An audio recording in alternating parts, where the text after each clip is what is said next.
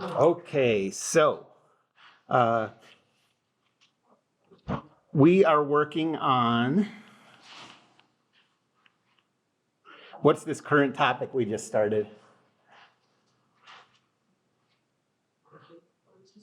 Yeah, and let's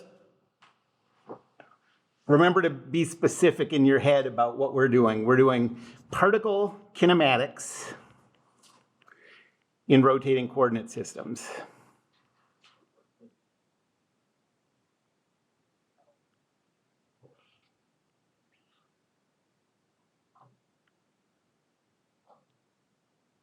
So basically, we're just talking about calculations of velocity and accelerations of particles when our coordinate system is rotating.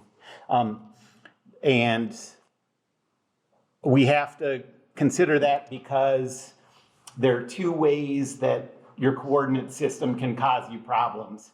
Two ways to have a non-inertial coordinate system. One is for the origin of the coordinate system to be accelerating. What do we use if we have a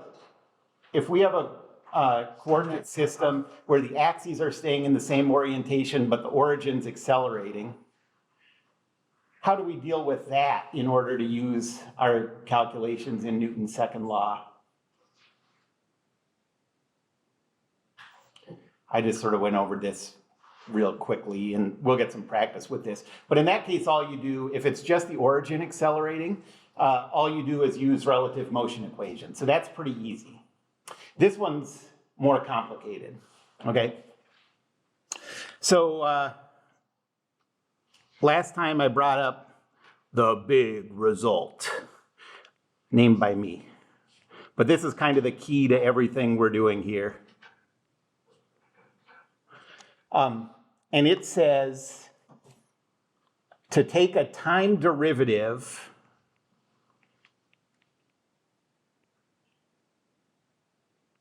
in a rotating coordinate system, and this is to take a time derivative of any vector u, okay? We can express this two different ways. The first one is that u dot is equal to the time derivatives of the components of u. If it's a non-rotating coordinate system, this is the end of it, remember?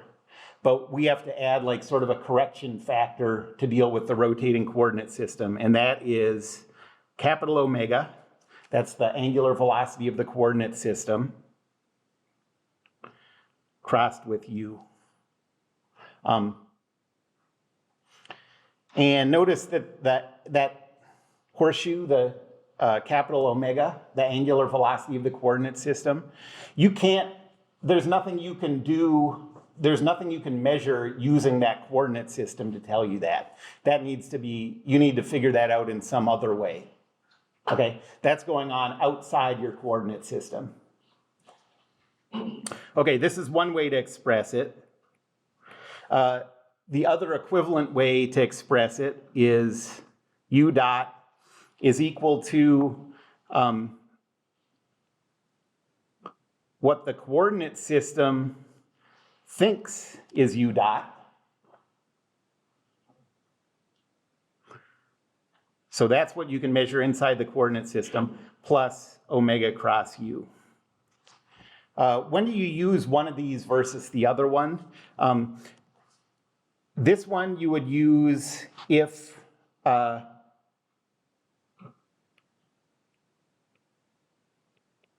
you're given this vector u as a function of t, then you'd actually take that derivative, okay?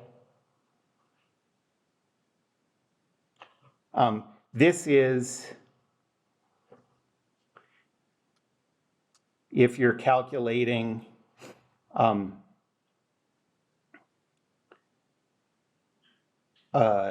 like your u dot based only on a specific instant.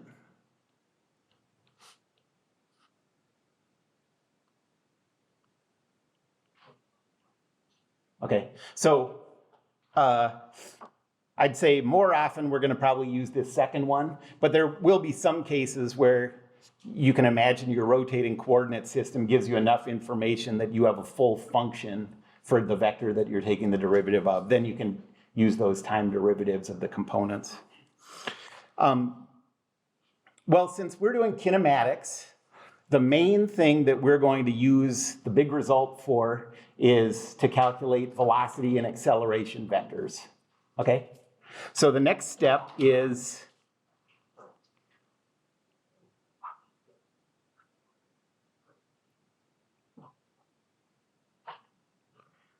apply the big result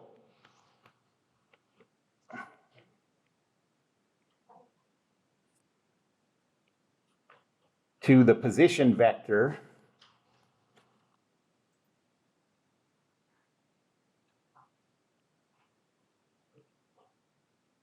to find the velocity vector and the acceleration vector. Okay, that's sort of what kinematics is all about. And I want to show you one thing for this derivation. So look for this in the derivation.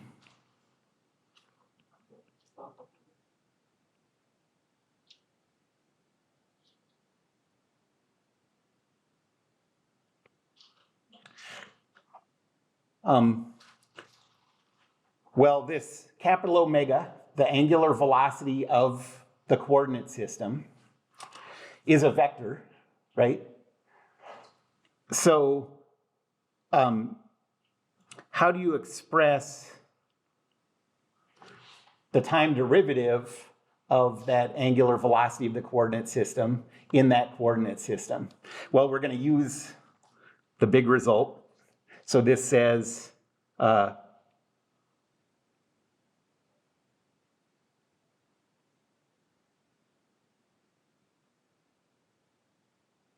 it's this plus capital omega cross capital omega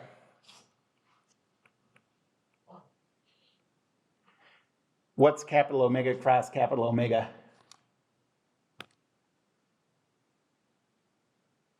Yeah.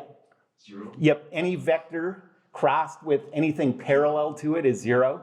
So any vector crossed with itself is zero. And so this is going to come up where I'm kind of glossing over the difference between these two things. It's because they're the same. Okay, this is going to come up in the derivation. I can talk about this as the time derivative of the elements, or I can talk about it as the time derivative of the whole thing. It's the same because of this. Okay.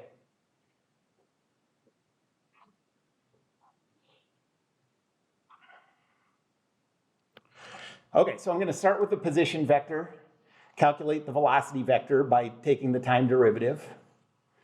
Then once I have the velocity vector, I'm going to take the time derivative again. Both of those steps are going to use this big result, okay? And we'll come up with expressions for velocity and acceleration in rotating coordinate systems. And then those two equations are basically what you're going to use through this whole section, okay? So first, I'm going to find the velocity vector in a rotating coordinate system. Okay, well, the velocity vector is the time derivative of the position vector. And that is equal to the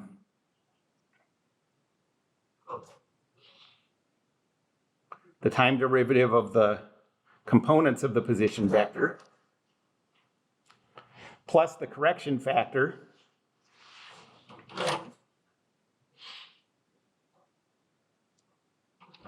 and so there you go, that's the velocity, okay? This is super important to us.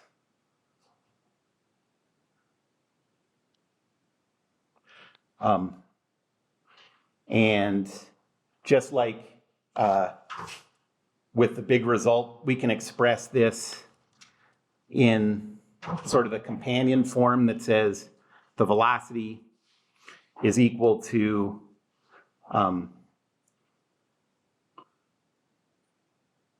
the observed velocity. That's what the coordinate system thinks is the velocity, plus capital omega cross p.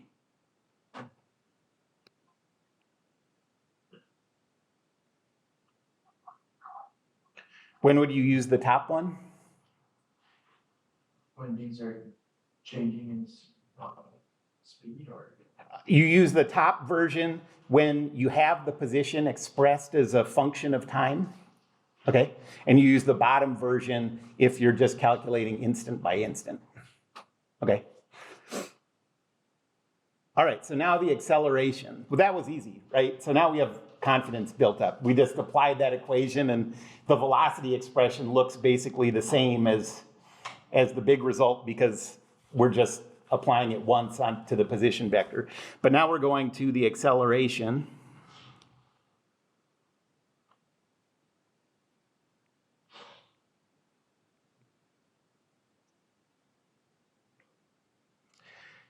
And for this one, the acceleration is the time derivative of the velocity. Bless you. And so I guess I'm going to use the top one of these two alternate forms. So we'll just start with that velocity and apply the big result to it. So first, we're just going to take the time derivatives of the components, and then we're going to take omega crossed with v. Okay, that's the formula.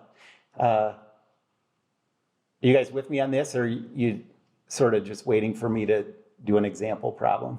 Well, I don't care. We're doing this. Pay attention. Okay, so the first thing is we're going to take the time derivatives of all the components. Okay, well, the time derivatives of this vector, the px dot py dot thing, that's pretty self-explanatory. So if we take the time derivative of those components, we get px double dot, py double dot, pz double dot.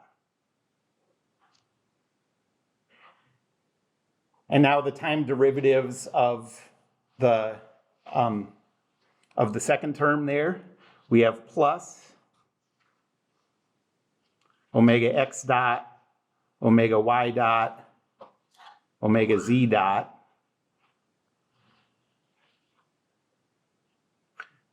crossed with p, plus omega crossed with px dot, py dot, pz dot.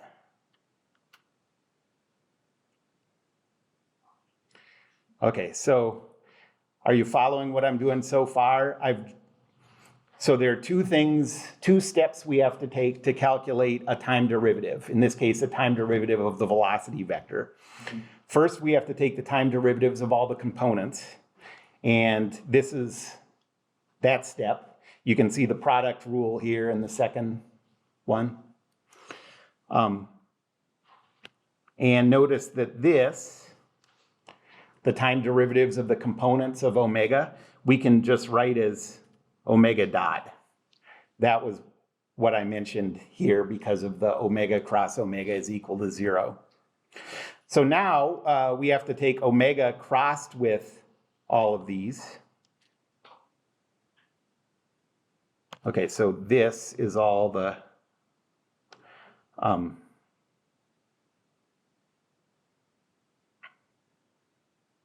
so you can think of this as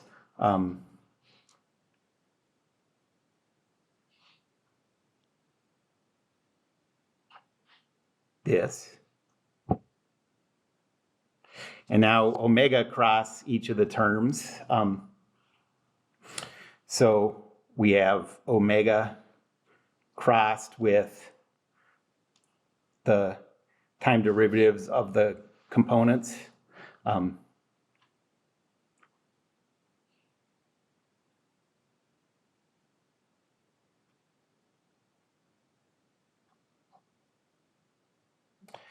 And then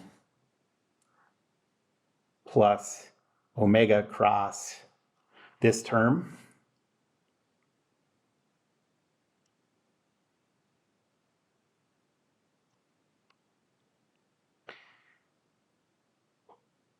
This is our omega crossed with V.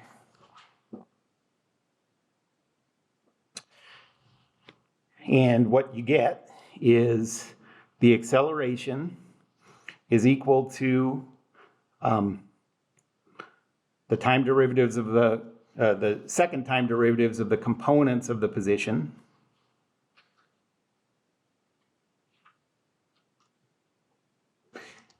If we were in a non-rotating coordinate system, that would be the end of it. You can think of everything else I'm going to write as a correction factor for the, or not a correction factor, but a correction set of correction terms to deal with the rotating coordinate system. Yep. Scroll a little bit. Oh, yeah.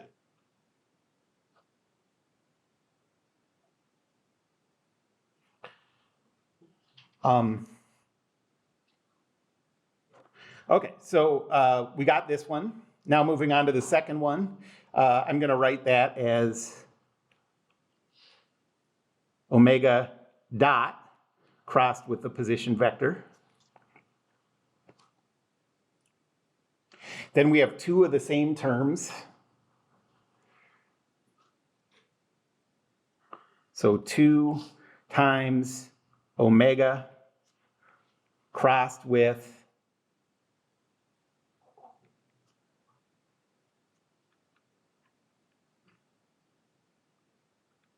those components dotted.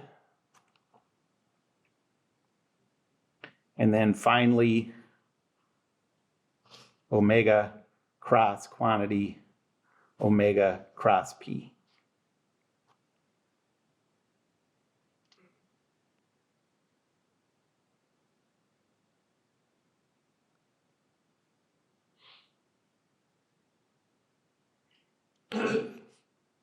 Or in the other form, so this is the one if you have the position as a function of time. The other equivalent form is acceleration is equal to what the coordinate system thinks is the acceleration, the observed acceleration, plus omega dot cross P, plus 2 omega cross what the coordinate system thinks is the velocity. That's the velocity observed. Plus omega cross quantity, omega cross P.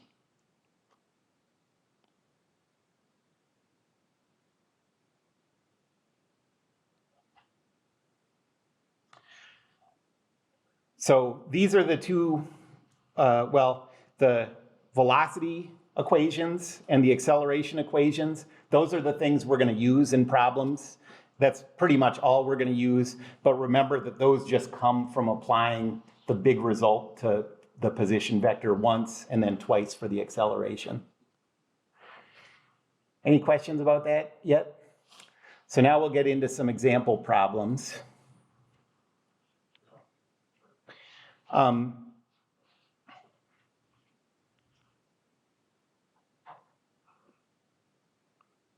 So the first thing I want to do is think about this thing that I used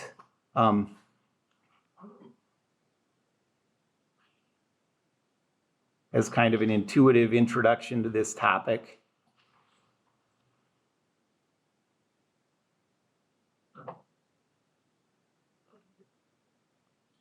So this astronaut is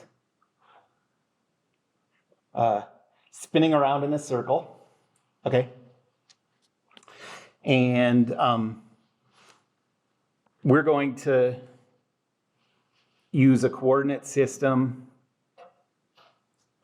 like this. Okay. I'll call this origin A, and then we'll use an origin B.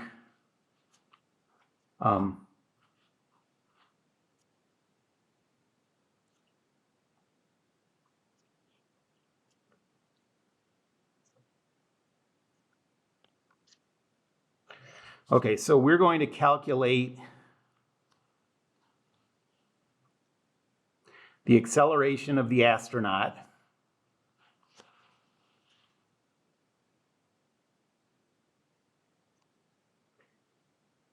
at the shown instant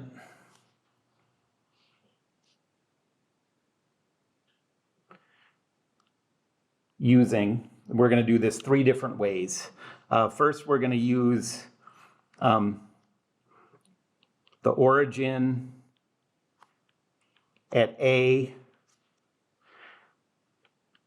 the axes not rotating.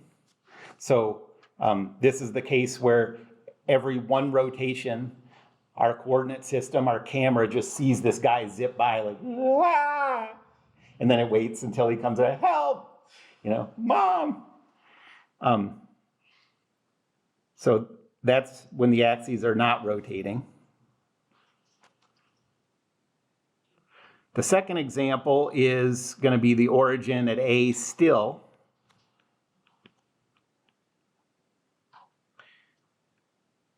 But the axes this time rotate with the arm.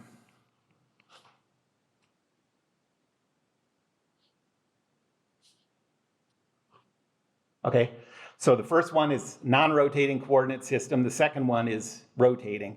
So like what does the second camera see if it's rotating with the arm? It just sees that guy sitting there just screaming, There's no Doppler effect, no nothing. Like it's just watching this guy scream and slowly die, And then the third one is the origin at B.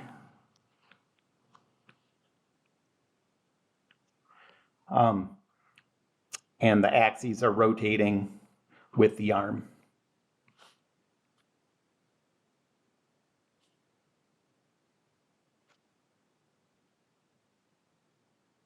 Okay, well, this is actually an easy problem to do. We'll get to stuff where you can only do the calculations with a rotating coordinate system. This is one where it's easy to do this calculation in a non-rotating coordinate system. So for part A, how are we going to calculate this?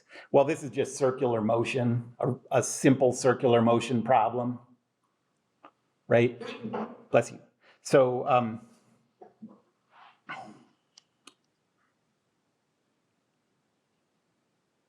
the astronaut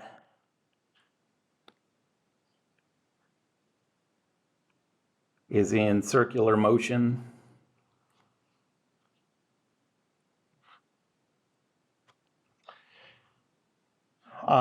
So what equation are we going to use to calculate the acceleration? What? Yeah, exactly. So A is equal to all ripe watermelons will rot. I want you to notice, it's easy to get these equations confused when you're using one of these and when you're using the equation for a rotating coordinate system. Notice that there's a lot of stuff going on that's kind of similar. This alpha cross R looks a lot like this omega dot cross P.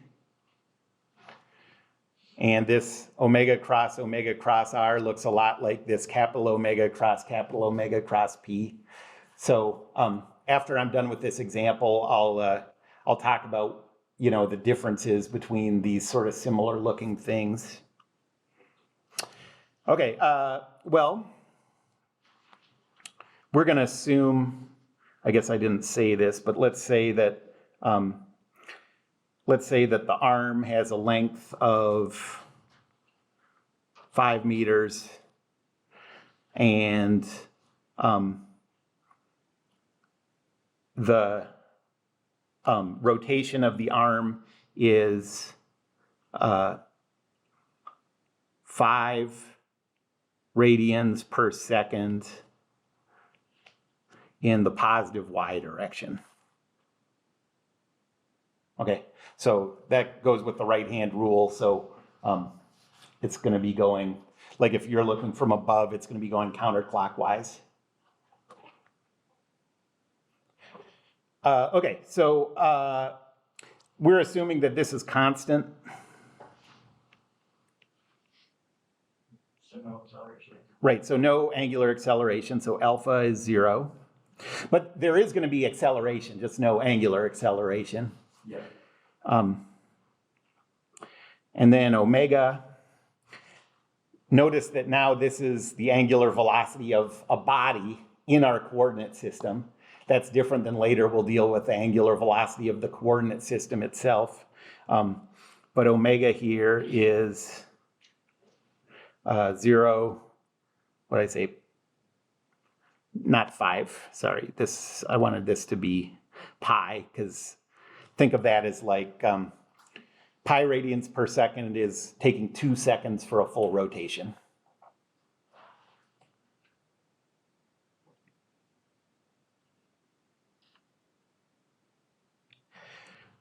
And then what's the definition of R? Speed, -0 or -5, 0. That's right. And the definition is from the center of the circular or spherical motion to the point that you're doing the calculation for. So yeah, exactly. Negative R is equal to -5, 0, 0. And so the acceleration is, this part goes away, and then we have 0, pi, 0, crossed with the quantity 0, pi, 0, cross -5, 0, 0. And so the acceleration is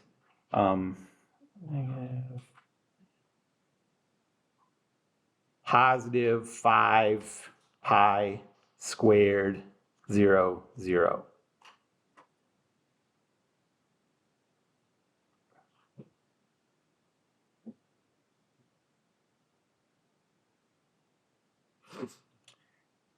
So now if you want to use Newton's second law, compare this acceleration to the forces that are measured in the seat or whatever, Newton's second law is going to hold. It's going to be valid. Okay. Okay, now the second way. Now we're going to imagine what we see in a coordinate system that's just always aimed down the arm, looking straight at the astronaut. Okay. Do we have the position vector of the astronaut represented as a function of time? I guess we could say we do.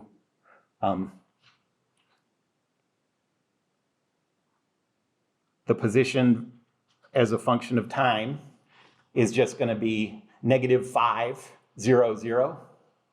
And it's going to be -5, 0, 0 the whole time it's spinning.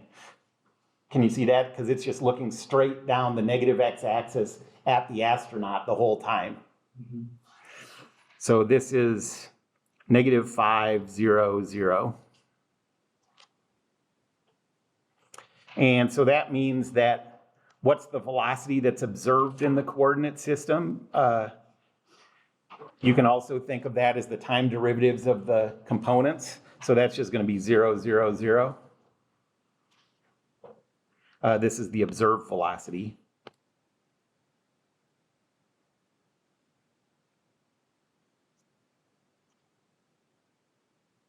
And what about the observed acceleration? You can just take the time derivatives of that again, and that's all going to be 0.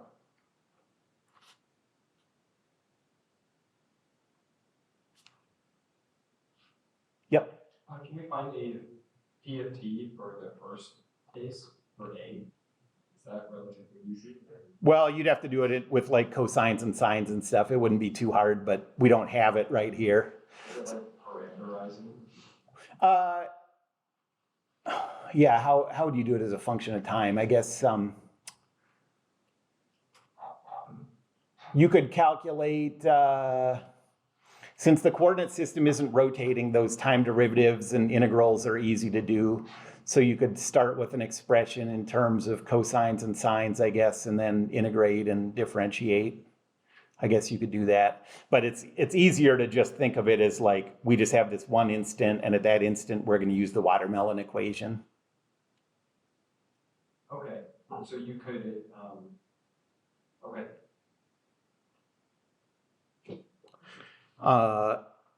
And so the acceleration in this case is equal to the observed acceleration plus omega dot crossed with the position vector plus 2 times omega crossed with the observed velocity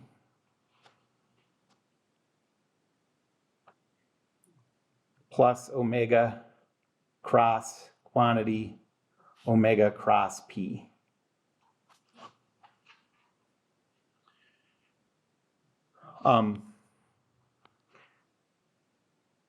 The observed acceleration is 0.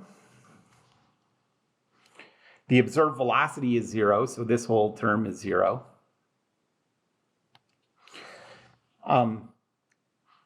The angular velocity of the coordinate system is not changing. It's a steady 0, pi 0, so this goes away because this is equal to 0. And so what you have left is that A is equal to 0, pi 0 crossed with 0, pi 0 crossed with negative 5, 0, 0. And you get the same thing we did before, 5 pi squared 0, 0.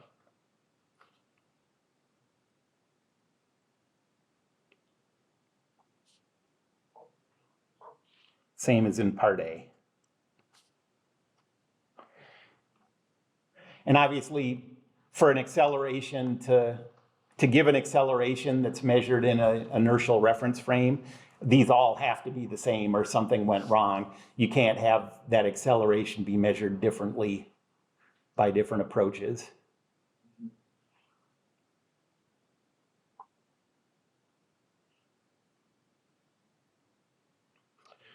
And then the third one, so now we're thinking of a camera that's riding on the arm, but it's located half the way down. Okay. Well, notice that this is the first case in A and B. Well, in B, the coordinate system is rotating. In A, it's not rotating. But in both of those two cases, the origin is non-accelerating, right? The origin is at rest. It's just a matter of whether it's turning around or not. Now we have a case where the origin of our coordinate system is accelerating, right? It's moving in circular motion. So now we have to say the acceleration of the astronaut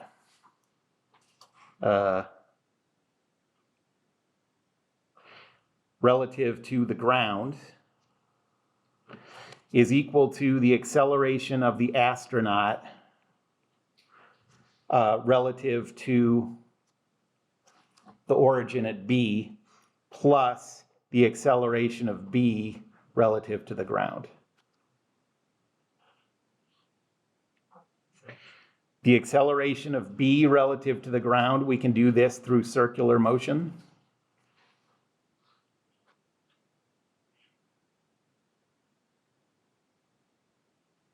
And this one, we have to, compute this using a rotating coordinate system.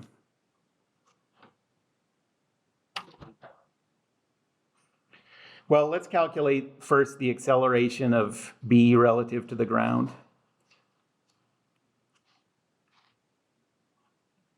That's just circular motion. So we're just going to use the watermelon equation.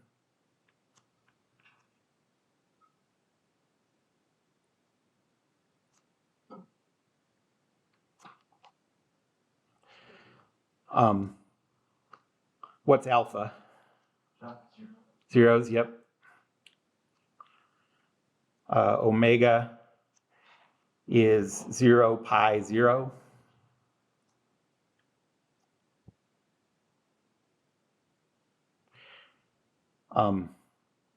And R, if that whole thing is 5 meters long,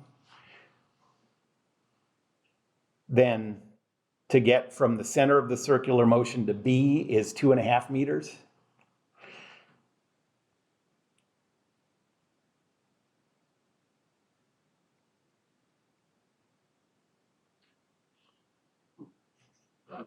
And so the acceleration of B relative to G is equal to this plus 0, pi, 0 crossed with the quantity 0, pi, 0 cross negative 2.500.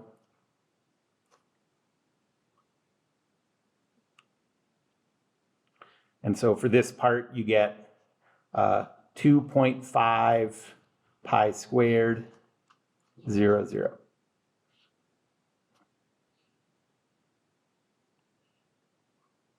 Well, that's only for the circled part. So now we have to calculate the acceleration that's measured in this coordinate system, or based on that coordinate system. So now the acceleration of the astronaut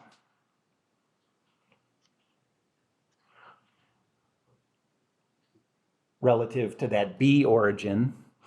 Now this is where we have to use the rotating coordinate system equation. So this is equal to the observed acceleration plus capital omega dot cross position plus 2 times capital omega cross the observed velocity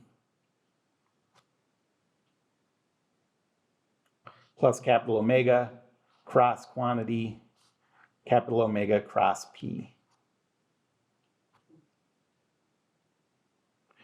And again, capital omega dot and A observed and V observed are all equal to 0.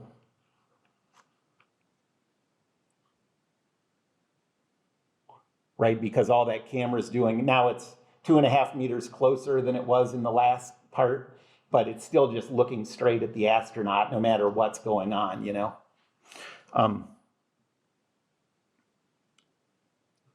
So the acceleration of the astronaut, well, let me cross some of these out. So this is 0, this is 0, this is 0. And so the acceleration of the astronaut relative to B is 0, pi, 0, crossed with the quantity 0, pi, 0, crossed with, the last thing we need is the position vector that's measured in that coordinate system. So for a camera that's located at B, what's the position vector of the astronaut? Yep.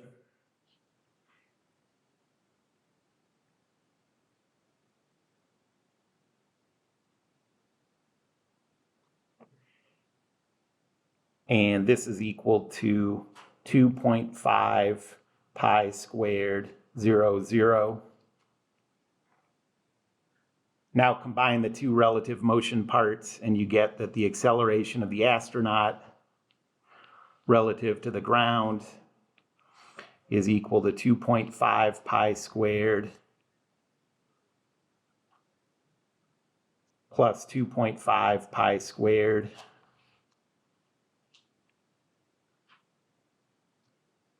or 5 pi squared, 0, 0.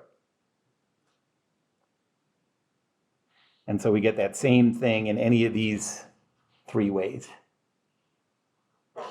Okay. One thing I should bring up with this, I'll put it down here.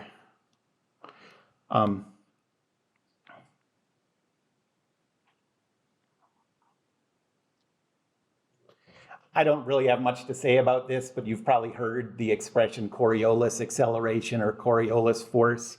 That is this one. So 2 times capital omega crossed with the observed velocity,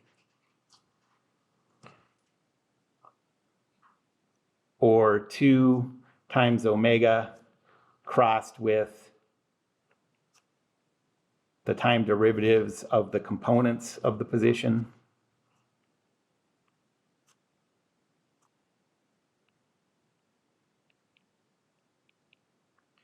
Is called the Coriolis acceleration. I really don't know why people have singled that thing out, but people seem to think it's interesting. I don't really, maybe someday in 10 years I'll understand why it's interesting, but.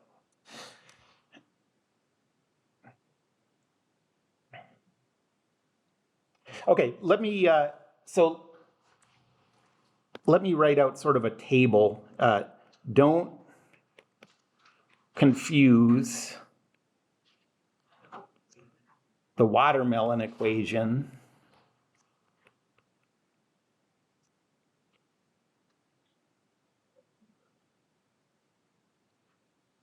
with the equation for acceleration in a rotating coordinate system.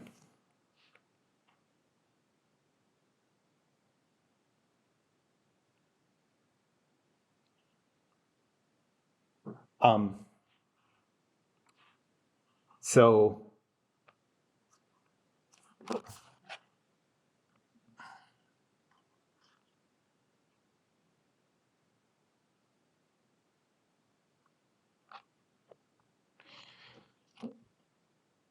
let's just go sort of piece by piece of the things that are easy to get confused about. So first of all, omega is the angular velocity vector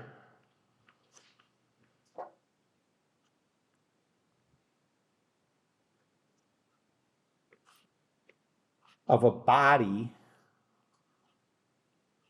that's visible to a coordinate system.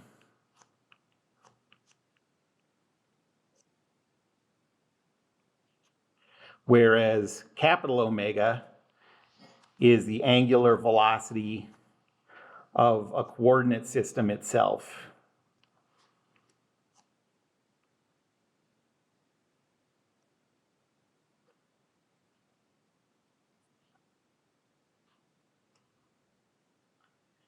Capital omega is not visible inside the coordinate system. You need an outside person to tell you what's going on with that.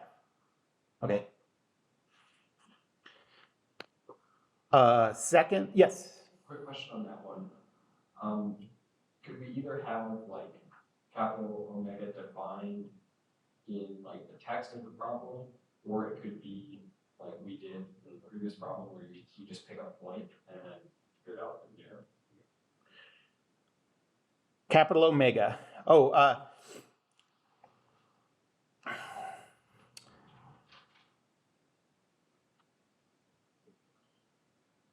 I guess you'll always be given that numerically.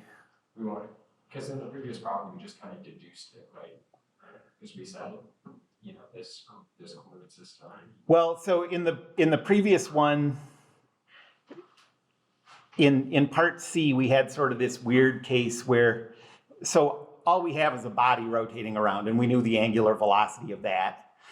But then, and so we used that to calculate the acceleration of that point B. But then we had to sort of turn around our thinking and say, okay, well, now our coordinate system is moving with that body, so it has that same angular velocity. I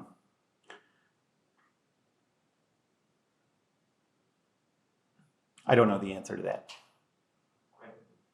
Yes? Would it be possible to just like do rotating coordinate system from A to B, or not rotating, rotational acceleration from A to B, and then rotational acceleration from B to the astronaut? And we can find the acceleration of the astronaut with that. So find the acceleration of B, like the way we did, Yeah, from A. from A, and then sort of piggyback and do it. Yeah, that's kind of what we had to do.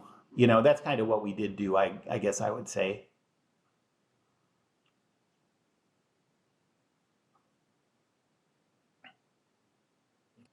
Okay, so this is the first one. This is the first thing that you need to think about to keep straight.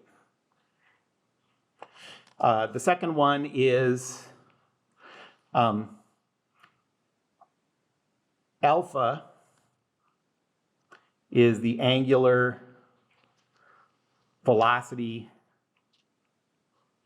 no, angular acceleration, sorry, vector of a body that's visible in a coordinate system.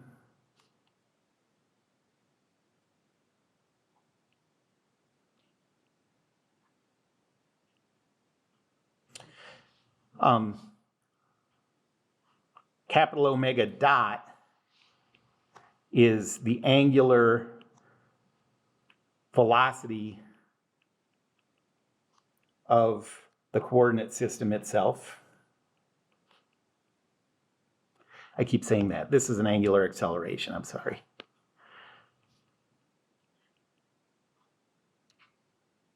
Okay? And then really the last thing that you need to make an effort to keep straight is that R is the vector.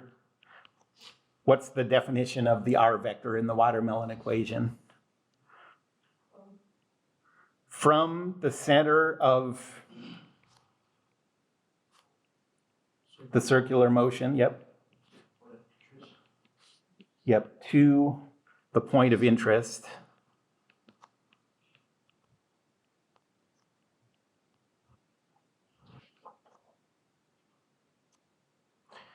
P is a position vector. So the definition of a position vector is the vector from the origin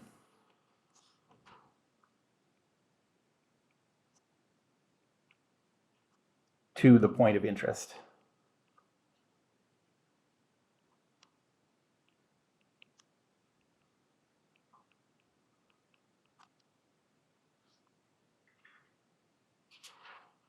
Okay. All right, well, that's it for today. I guess, I don't know if I can give you, I don't know if I have any problems I can give you yet, but little by little, we're just going to be doing example problems and all this stuff. Hopefully, the idea is as you work through it more and more, your brain will start to sort this stuff out. But it feels very weird to everybody at the start, I guarantee that. So, okay, that's it.